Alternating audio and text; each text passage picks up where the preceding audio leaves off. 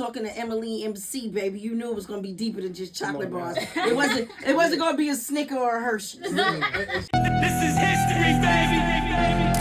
This is. See, you kids today got your Emma Lee MCs, but we have... Peace and positives, y'all. This is Emma Lee M.C. In business, they say one of the biggest compliments you could get is when people want to work with you again.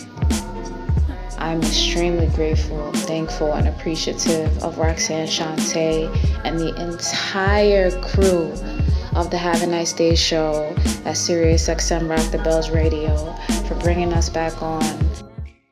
It's the ROXANNE. Got Emma Lee in here with me. Of course, you know I got Cool V. Hey. That's the way it is, and that's the way it'll be. Please believe it, baby. Yeah. Because Have a Nice Day is crazy. Well, I must say, you're looking very chocolatey. How is life doing for you? This has been a lot of the things I prayed for, a lot of things I wrote in my notebook about. So it's a blessing to go to sleep tired. You know, when I better do say that. You know what I mean? I'm super grateful, and I am excited when I wake up a lot of days, and that's a beautiful feeling. Absolutely. You know what I took from that? I love the fact you said it is a blessing to go to sleep tired, because that means that you have been working. And baby, I have been going to sleep tired. Okay, I have been. T-I-E-D. Okay, yes, baby, yes. So I know as a new artist, and we're definitely going to talk about the new project, but I also know that you make sure that you do vinyl. Now, being in hip hop, that is very important. People don't understand how important vinyl is, especially not just for the DJs, but for those who are collectors and those who really enjoy hip hop. How important is vinyl to you? To have physical albums, physical music is just another level, another degree, and it also pushes you as a creative entrepreneur because you have more to think about. Yes. It also allows you to put more artistically into the project because you have to think of not just a front cover, not just something that people are going to be passing through the digital space, but something that people are going to go front and back. They're going to see the track list, you know, they're going to see the artwork, and it also just takes me back to all those albums in my parents' music collection. Yes. And, you know, when you go to people's house and they have the records, and you could just sit with the vinyls and just explore and have a mental excursion and go places and be taken by the colors and the intentions and the messages. And that was really important for me, especially as like you said, a new artist, an independent artist, somebody who's coming out and has the freedom to make any kind of statement I want. That's right. You know what I mean? And to say that we want to do it with quality, we want to do it with heart, we want to do it with imagination, and we want to do it with the confidence that we can succeed no matter what the gossip, politics, or industry tells us. Now, I'm looking at the cover, and every young woman, and I'm not just going to say a black woman, and I'm not just going to say somebody from the projects, and I'm not going to say somebody from the hood. Talk about it. But everyone has done this pose. Everyone has stood by the gate with their fingers in the gate. Yes. Okay? It's the fingers inside of the gate hole. Yes. For me, tell me, what made you choose this pose? What does this pose say to you? Ooh, this pose says, I'm from round the way. Yes. This pose says, don't worry about what's behind me. I'm looking at where I'm going. There you go. Wow. That's what I'm talking about, baby. Matter of fact, you know what? Let's get into some music, because then we got to come back, because everyone has questions. Please believe it, baby. Absolutely. I love it. Thank you, love. Because look at the earrings. Like when you're thinking about the around the way girl, this is who you see. Yeah. This is who you see. Hand on the hip, looking. The grip on the gate, you know what I'm saying? I don't know what made us always grip the gate. Wasn't nothing else to grip. The gate grip means I don't play. Like when I let go of this, like this is what's holding me back. Okay, so you know I heard a familiar voice on there. You know what I'm saying? Absolutely one of my hip hop brothers, and like any other, big shout out to Masta Ace. Masta Ace. How did that come about? Brooklyn. Oh man, it's such a blur now. But I will say that once I did get in contact with him, and this was after I saw him live, and you know how you just cross paths, especially in New York, in a lot of the same places that happened. And once I did get in touch with him and asked him, you know, would he want to be a part of this? Not only did he say yes, but he was so professional, kind, encouraging. Yes, that's Masta Ace.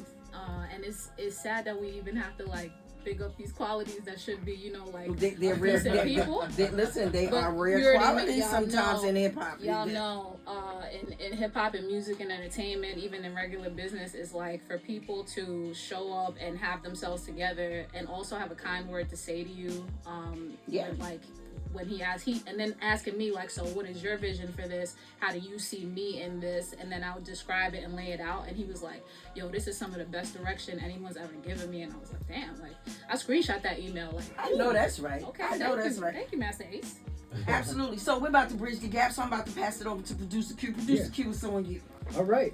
I see the album is called Chocolate Bars. I really wanted to know the meaning behind that. I'm pretty sure, you know, at surface level, obviously, we know what the meaning is. But is there anything deeper with the album title, Chocolate Bars? I think it's safe to say with me, it's always going to be something deep. I knew it. Break it down. Take us there. On the one hand, first level is I'm a big fan of battle rap.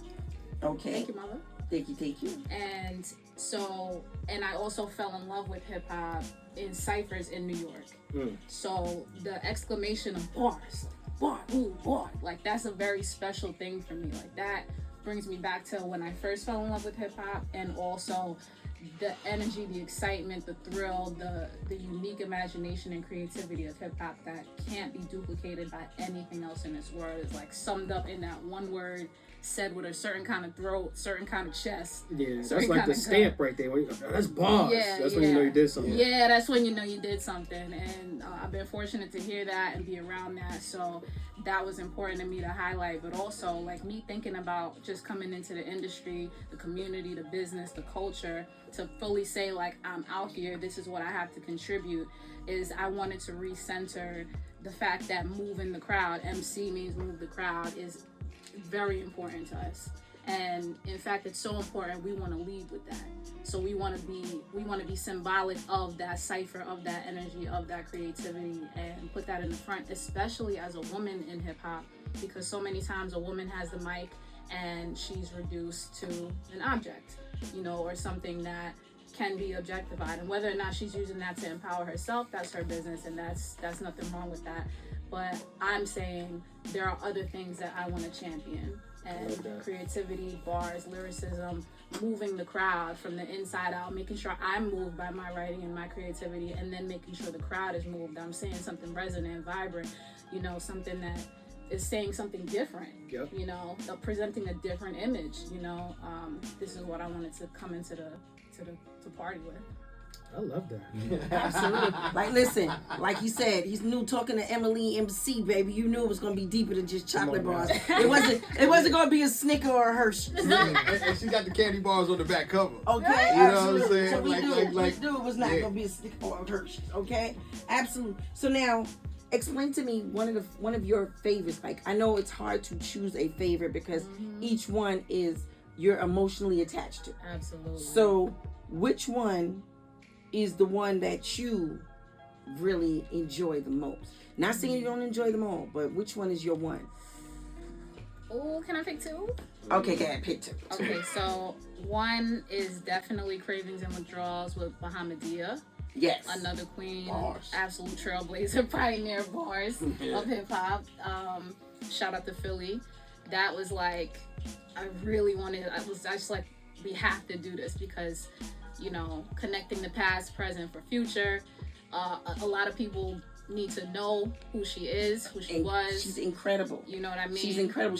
And not to cut you off, one of the things about Bahamadia is that I went on the road with Bahamadia, and it was my first time going out on the road on my own. Wow, I didn't know that. And I literally lived with Bahamadia for a few months on the road. Wow. And if it was not for her guidance and for her being able to tell me, this is how this goes, this is how that goes, she too was surprised at how I was with, you know, some of the promoters, because I was like, you're not going to put them in one place and then put me someplace else. Right. We're all going to stay the same place. You know what I'm saying? I'm not going to be in a 5-star hotel and they're going to be in a hostel. Right. That's just not going to work for me. Facts. And I remember nights taking all of them and telling them, like, y'all all come and stay in my room. Let's all stay together. Like, we literally went on tour together, and it was incredible. And it was one of the best experiences of my life. Wow. And I'm so thankful to her for stepping in and being that queen that we needed, that leader, that person who knew, like, how to handle your merch, who to talk to, Yes. how to handle your money, what to do. Yeah, she was just incredible. So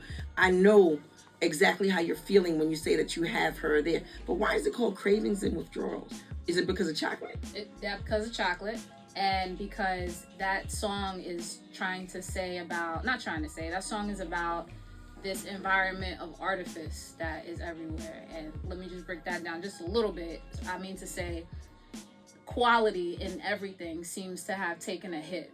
Mm-hmm. And relationships, products, services, you go to the grocery store, you just notice it everywhere. Prices have gone up, but quality has either gone down or stayed the same, and it doesn't quite make sense. But then when it comes to creativity as well, we were finding that, especially with, it's 100,000 rappers out here. Yeah. A lot of suckers with colorful names. I'm so and so. I'm this. I'm that. Okay. And they all just wig whack. Okay, but so there's that. But then it's like, but then it kind of also dilutes the waters, if you will, for the quality that does exist and the people who are doing things. And it doesn't have to be one way or the other, but the people who are coming with something, actually constructive to contribute. So it was like kind of very refreshing to be able to say, like, I just want quality in everything in my life, in all my relationships, in my money, in my health, in my wellness, in my arts. And when I don't have that, I'm not afraid to say that it hurts, but it's not hopeless. Right. And let's talk about that. Absolutely. So there's a craving and withdrawal for realness, for quality, for truth. While they panicking, I'm managing, equip a nation with the handwrittens. Claim to be bosses, need to be applicants. Emma Lee M.C, redefining the acronym. Yeah. Is anybody else here craving some realness?